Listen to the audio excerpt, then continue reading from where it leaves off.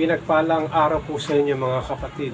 Minsan pa welcome sa aking YouTube channel. Noong linggo po, August 3, ay nagyaya po aking asawa na manood ng sine. At sa panonood po namin ng sine, ako po ay na-amaze at napagpala sa aming napanood. Yan po itatalakayin ko po sa inyo.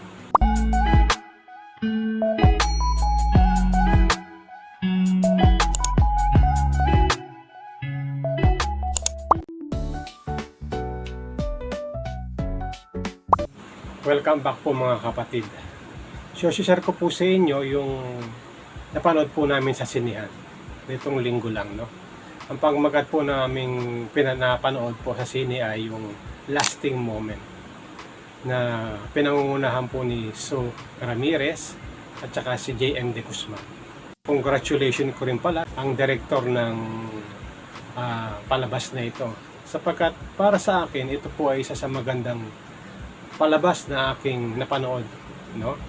Ni-encourage ko po kayo na panoorin niyo po ito para maging matatag at matibay yung relasyon po natin, lalo na sa mag-asawa, no? Alam natin sa buhay mag-asawa ay dumarating po minsan sa mga pagsubok at sa mga problema. Kasi wala naman pong perpektong pagsasamahan sa pag-asawa, no? Ito po ay dumarating sa mga pagsubok financially, maging sa relasyon at sa pang-araw-araw na buhay, no? So sabi nga nila na ang pag-ibig ay isa sa mahalaga sa relasyon ng mag-asawa, no? Dito po sa sine na aming napanood, isa sa mga magandang aral na aking natanggap dito ay yung magkaroon tayo ng sakripisyo na may pagmamahal sa ating mga kabiyak, no? Kasi alam naman natin na ang pag-ibig isa sa mga pundasyon ng relasyon para maging matibay. Sabi nga nila, ang pag-ibig ay matiisin, magpapakumbaba, no? Ang pag-ibig ay mayong katiyagaan, no? Hindi siya mapagmalaki, no? Kundi siya po ay mapagpatawad. Isa yan sa mga mahalaga sa mag-asawa para maging matibay yung relasyon, no? Sabi nga ni Sue Ramirez doon si Pia sa karakter ng pinikulang ito, ang isang tao pala na lagi mong kasama kapag ito ay nawala, ito ay talaga magbibigay ng kahalagahan sa iyo. Kapag wala na ang isang bagay, ito yung hinahanap, no?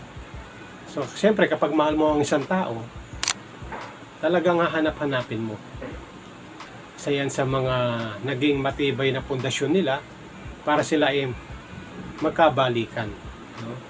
Sabi nga nila, ang pag-ibig ay nakakalimot sa mga hindi magandang nangyari sa kanilang buhay. So, ang pag-ibig ay itinatabi yung mga samaan ng loob. Isa yan sa mga magandang pundasyon sa mag-asawa, no? Kasi alam niyo naman, ako po ay mga magto-20 years na po may asawa, at sa amin pong pagsasamahan hindi nawawala yung hindi kayo nakakaintindihan, may mga pagsubok, no? Pero doon sa pagsubok na yan, diyan tumitibay yung ating pagsasamahan, no? Kasabihan nga tayo, no pain, no gain, no? Kung walang problema, hindi nagiging matatag yung ating relasyon. Sapagkat yung problema, ito'y hagdanan natin para tayo ay makapunta sa tagumpay.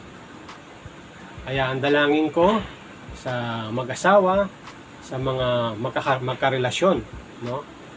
Kailangan po unang-una po maging sentro ang Panginoon sa ating buhay.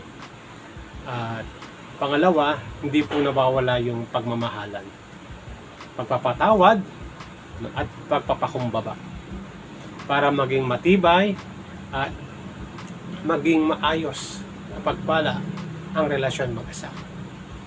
So maraming salamat po Ang dalangin ko ay patuloy tayong papalain ng ating Panginoon.